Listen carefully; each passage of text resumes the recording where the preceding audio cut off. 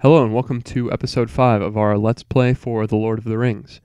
In the last episode we met the mysterious Tom Bombadil and we helped his wife Goldberry by finding her lilies. So now our next task is going to be to explore the Barrow Downs and see what we can find there. Now you'll want to start out by heading north. A chill wind seems to whisper, "Darkness and doom wait and watch upon the downs. You are alone, alone, alone. Who will save you? You. And you get attacked by a Barrow Wight here. Since no one except Druin really has any good weapons, I'm just going to escape from this battle. And you just want to move all your characters to the edge of the screen. And once you do that, they'll escape. One thing to note about escaping from a battle, for example, Mary just did there. Well, two things actually. You can still take damage after you've moved past the edge of the screen. And if your health over here drops below 5 points, then your character gets knocked unconscious. And an unconscious character can't move or take any actions. So if you leave an unconscious character behind, if everyone else escapes, then that character's going to die. And dying in this game, you won't be able to come back. So just bear that in mind whenever you're caught up in a battle. So now that we've all escaped, I'm going to get away from that spot. There are a couple spots like that that will trigger a Barrow Wight attack at night, but the thing we're about to do here will take care of that, so it won't happen in the future. What that said is someone in the party's gone missing. So as you wander around in this fog here, one by one your party members will start dropping off, and that's actually what we want to happen. Like I said before, this is going to help us take care of the, well, not only the fog, but also the random Barrow Wight attacks. Since, as you can probably tell, we can't see anything with all this fog around. That'll make it a lot easier to explore the downs here if we can see what we're doing. So this is what you want to happen after everyone disappears. The leader slowly awakes. You realize where you are, imprisoned in the lair of a Barrow Wight. Your companions are unconscious, but for the gentle rise and fall of their chests. They look as one's dead, decked in the finery of dead kings. Across their throats are long, naked swords. A song like an incantation begins to rise. Cold be hand and heart and bone, and cold be sleep under stone, never more to wake on stony bed, never till the sun fails and the moon is dead. In the black wind the stars shall die, and still on gold here let them lie, till the dark Lord lifts his hand over dead sea and withered land. If you do not do something now, your friends will surely die.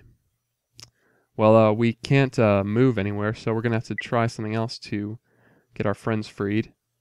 And we're still pretty close to Tom Bombadil's house, so maybe we can use our word of power and he can help us out of this mess.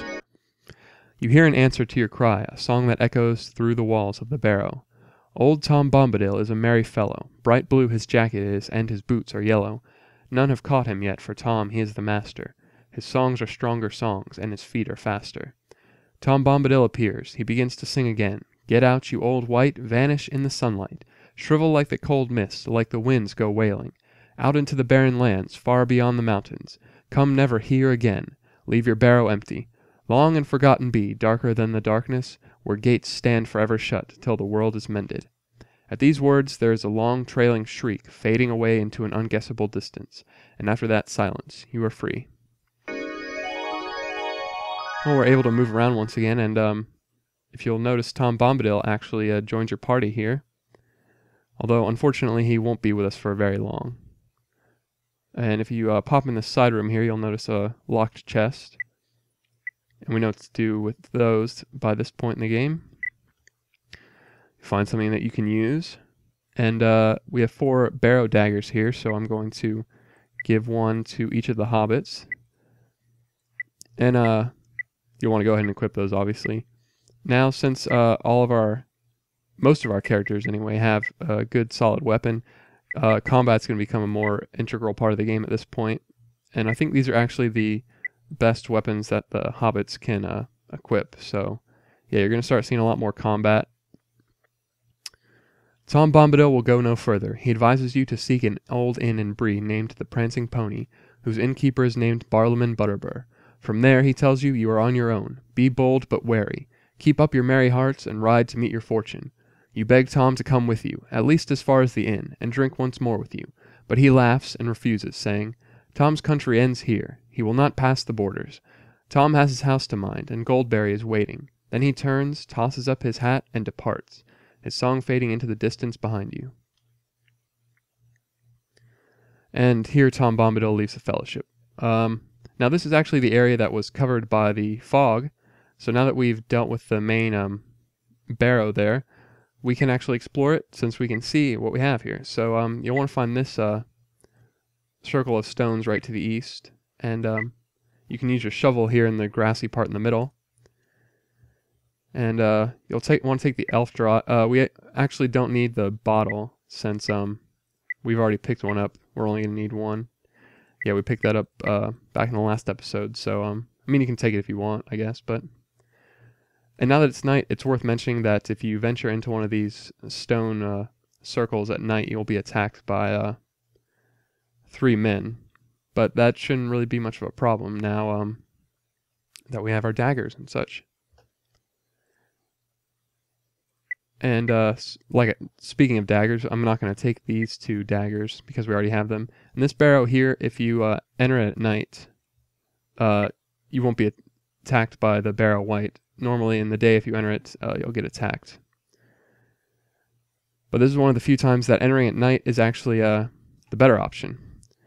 The entrance to the barrow is sealed by a huge stone block that is marked with the symbol of a scepter and a swan-winged crown. And you can't get into that barrow, actually. So we're just going to move on. There's another stone ring. And since it's night, we're not going to enter it. The ground beneath your feet feels hollow. We'll use our trusty shovel then and see what we can find down there. You fall down the open hole. That hurt! You actually don't take any damage there, so it can't have hurt too badly. A long dead dwarf is half buried in the rubble. Well, we'll just have to use perception and see what we can find. You find a scroll buried in the rubble. The scroll falls apart due to its age, but putting it together like a puzzle, you manage to read the following. I have discovered more, stolen by the orcs from Moria. The orcs have reopened an ancient place called Gorthad, near the Downs. It would appear that of Moria that items crafted by our ancestors, by the orcs and their masters. Many of our treasures may be in this region. It is said that orcs have found the Golden Wheel, the most elusive of all the treasures of Durin. Its use is unclear, but it is said that words are recorded. The Black Book of Gorthad. It is a foul name, hinting at great evils. I will scour the Barrow Downs for more clues. Then I will head for Bree. This is a dangerous place. Even the rangers avoid it. I know enough. Signed, Thury. And there's nothing more we can get in this barrow here, so you can just go ahead and climb back out. And let me pull up the map here real quick to double check. Yeah, we'll keep going south, see what else we can find. More ruins, but there's nothing in these ones. Oh, there's a kind of a weird glitch in some versions of the game where if you make contact with this wall to the east, one of your characters will die. So you'll naturally want to avoid that. And there's actually nothing else we can find down here. We've made it all the way back around to the pool by the cave of the Withywindle. So we can go ahead and head back to the large barrow that we were taking where we disappeared. And we can keep going north and then maybe finally get out of these downs here. Well, here's the barrow I said that you should enter at night. But what the heck, we'll go ahead and test out our new barrow daggers here.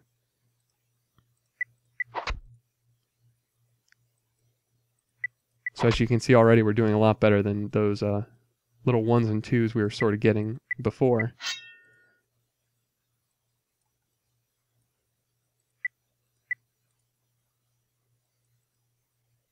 Although hobbits still can't move very far on one of their turns.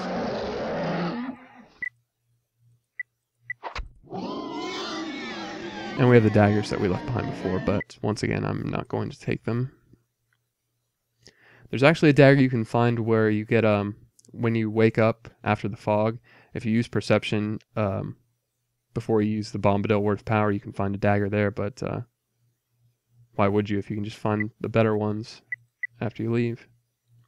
And there's one more barrow we need to enter. I guess we'll have to deal with this guy too, as we're getting attacked again.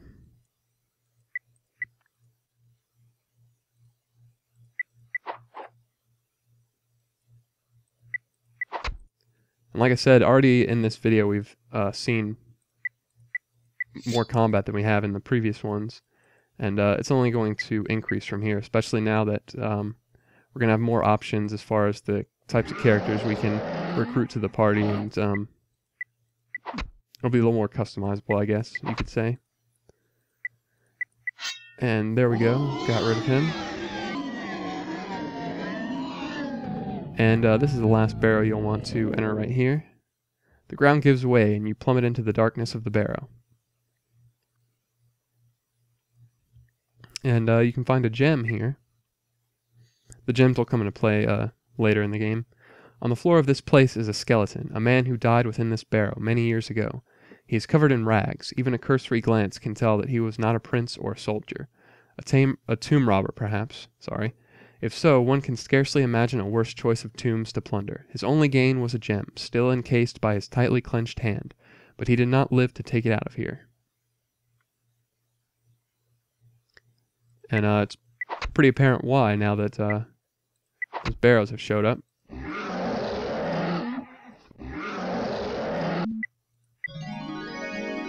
But once again, you know, just chip away at them. Shouldn't be too difficult. And we still have all those rations and food items that the pony's carrying around, since a couple of our characters have taken a bit of damage.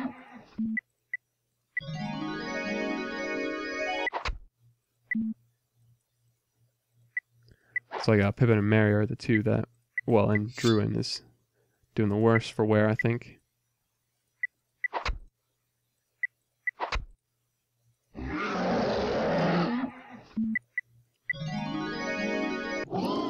And speaking of, I'm going to go ahead and trade everybody that is injured some rations.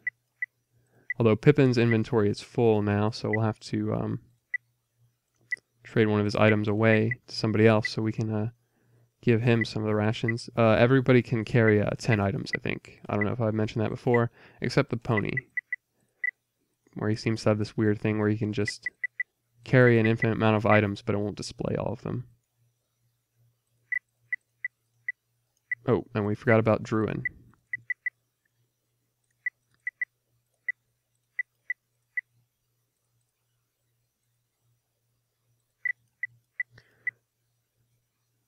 And you may be asking yourself, well, what about Athelwyn? But I'm actually not healing her, and the reason for that will become apparent pretty quickly. Well, maybe not this video. We may not have time. In this area, you can be attacked at night by some orcs out on patrol. And I don't actually know the criteria for that, which areas that'll happen. But it just seems to be random, I think.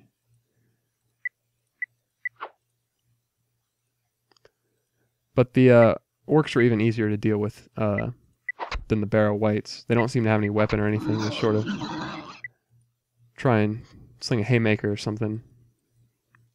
Well, it doesn't seem Sam can move, so he can't get any closer right now. There we go. Several big men are asleep here. In a corner, there's a pile of papers on a table. Well, we wouldn't want to wake them up, so we'll use sneak here. And it may display that message about them being asleep a couple times, so you'll actually need to use sneak every time it shows that, which is kind of silly. But if you use perception, read at the papers by the table. A journal with today's date says Nan Coronir and records the sale of pipeweed. And we'll have to use sneak for a third time.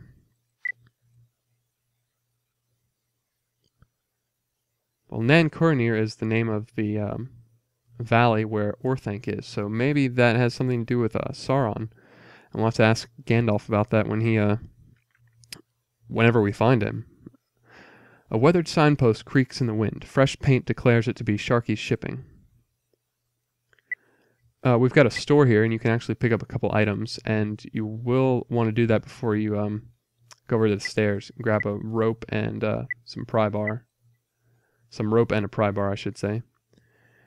Old Nan sees you near the cellar door and shouts, "Stay away from there. No one is allowed down there." And if you go back and try and buy items at this point, you can't after you approach the stairs, and it displays that message. So that's why you want to do it beforehand. He found a locked chest. Went to the wrong menu there. And more pennies and rations. And I think, let's take a look at the map here real quick. We've got a big kind of area to explore down here. But I think I'm going to bring this video to a close, and we'll do some more exploration of this underground cave or hideout that we've stumbled into in the next video.